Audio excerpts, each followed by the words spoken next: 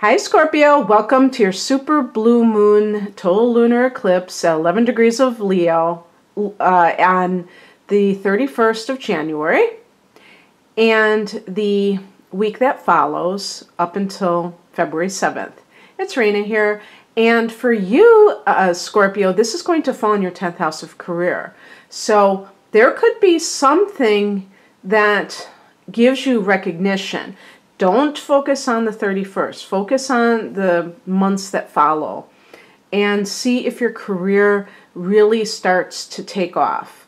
Now, let's say you've been in the same career for 20 years. So it's not a question of something taking off, but like getting the, what they call, Abraham Hicks calls vibrational escrow, where all the things that you have hoped and wished, and I would wished for, but I would say, especially if you've worked for it, come to fruition at this time in the next several months. And other people may put you in the spotlight about this. They may see that you have accomplished this, and this can raise your status as a result.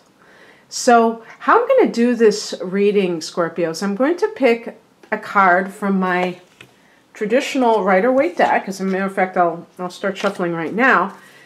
For this lunar eclipse, let me just do this as I go along rather than just stopping. Okay, so I have the Ace of Swords here. And the Ace of Swords is a card of clarity of thought. And as a result of that clarity of thought, you can move forward in a very decisive way.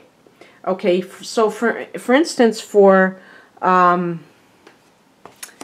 Scorpios, a lot of times you may get held back by your emotions. You have these things that you want to accomplish, and yet perhaps there are feelings of ambivalence because you feel like you're going to have to leave a relationship. Let's say that you feel that the best thing to do is to separate from someone because you feel it's not a healthy relationship.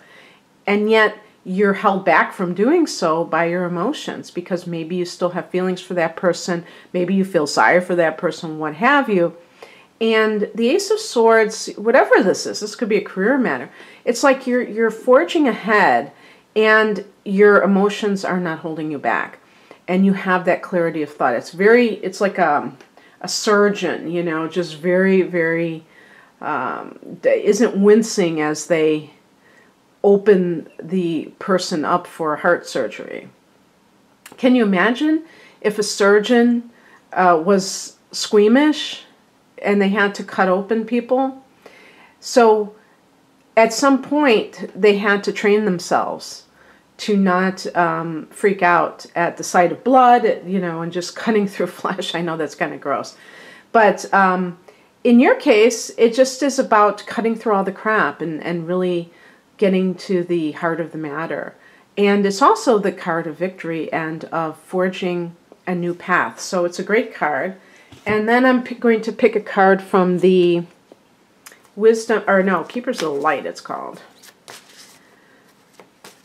So we'll pick one of these.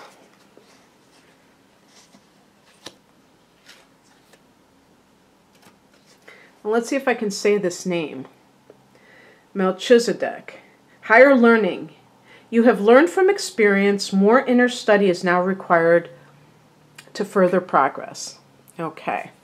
So I'm very interested in exploring that card a little bit further. So let me look in my book and I'll just read that. For some reason I felt like just doing it as I went along. Oh, they say it's pronounced Melchizedek. Melchizedek is a high priest who is mentioned in the Bible's book of Genesis and many other sources too. He is here to assist the earth through the ascension process, which is basically moving everyone and everything back to a state of love and harmony. He appears with bright light around him. Let's double check this. I thought that was an aura. And a long white beard to match his ancient high priest ways. And is said to have his own order of light-filled priests who are able to help spiritual people develop their gifts and qualities. As he works on a high energetic level, we can connect with him through sacred geometry and by focusing on ancient star-shaped symbols. I wonder if that's the Merkaba. Well, if you have learned so much to this point, and are learning more every day. You are recognizing all the great lessons your experiences and challenges have brought to you and are preparing for a transition or inner ascension where you will move beyond another level of fear and into the inner sanctum of your heart and soul. Become aware of patterns, ancient symbols, and signs being sent to you from the universe. There is a sense that you're now able to focus in a new way and offer greater light to the world. Melchizedek and his order are with you now, leading you towards spiritual wisdom. Meditate and connect with their light. Well, that's pretty cool. I mean, that works for me. And so then I'm going to do a simple 3-card spread from my Morgan Greer Tarot deck. And this is going to be for the week following that. So, one thing I wanted to say to connect those 2 cards is that if Melchizedek is about higher learning, the Swords connects with the power of the intellect, okay? But it usually, when we talk about the intellect, it's usually concerned with topics, subject matters that are connected with the world, isn't it? We don't usually call people scholars who are studying metaphysics, although there can be religious scholars, but it tends to be along traditional lines. And if you're studying something that's kind of esoteric, it really doesn't involve the intellect. It's more of the intuitive process. So just a little contrast between what those 2 cards represent. This is the second reading that I've done where there's been like this really loud, you know, long train going by. I don't know what's up with that.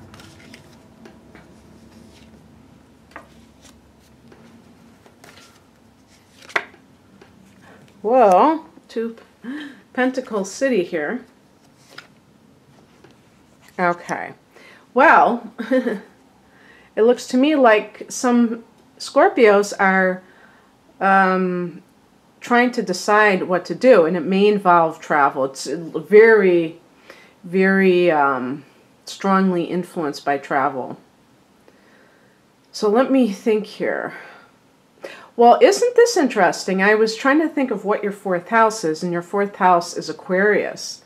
That's the house of home and family. In February, and now this is mid-February, however, there is going to be a solar eclipse in this sector. So this could possibly be you having some kind of opportunity to move and to maybe close on a house, find a new apartment, move to a new area. For some of you, it may be quite long distance.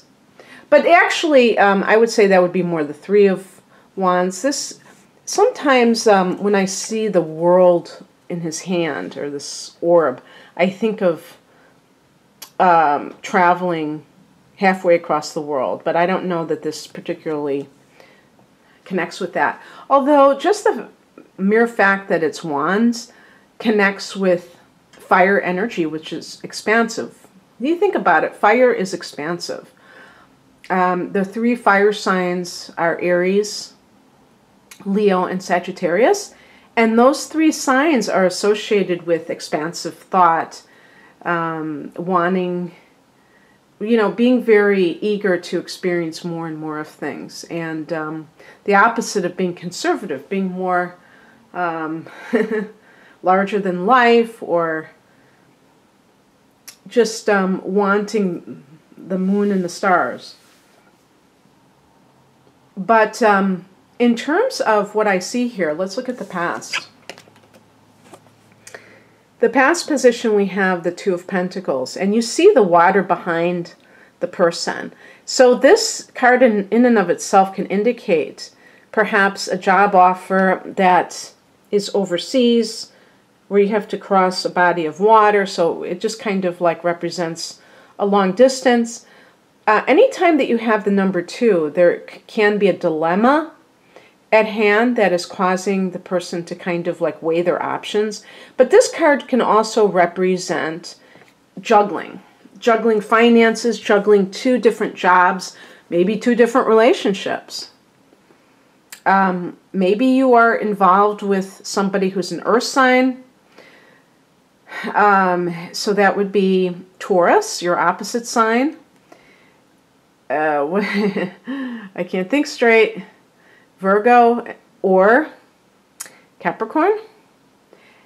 And a fire sign. And for Scorpios, Leo is always the go-to because of the fixed modality that they just opposites seem to attract. But anyway, if this is like career related, you may be, like right now, you're talking to someone, you may even be starting a new job or hearing message about a new job. Some of you may be a student, and what you're juggling is a job and some classes that you're taking. It could be at a university, or maybe you're just doing a certificate program for something at your work that will give you a higher status, who knows. And the outcome is the Two of Wands, which is really maybe even deciding, should I go, leave this area, wherever you are, to take advantage of something. Wands usually relate to career matters. And, but of course, this could be like a person. Maybe you're in contact with somebody who lives far away, and you're thinking of relocating to be closer to them. But what I can say about this is that there's a sense of perhaps conflict within you about what to do, and you haven't decided yet. Again, there is going to be that solar eclipse. It may make things a lot more, it may give more clarity after that exact time in the coming weeks of where you need to go. So just keep your options open. If you feel like strongly confused or just ambivalent, maybe honor those feelings. If you don't really have this desire to do something, your higher self may be telling you something. But anyway, Scorpio, I hope you enjoyed this, and I hope that you have a wonderful blue moon lunar eclipse. If you'd like a private reading, please click on the link below. Otherwise, God bless you. Take care. Bye.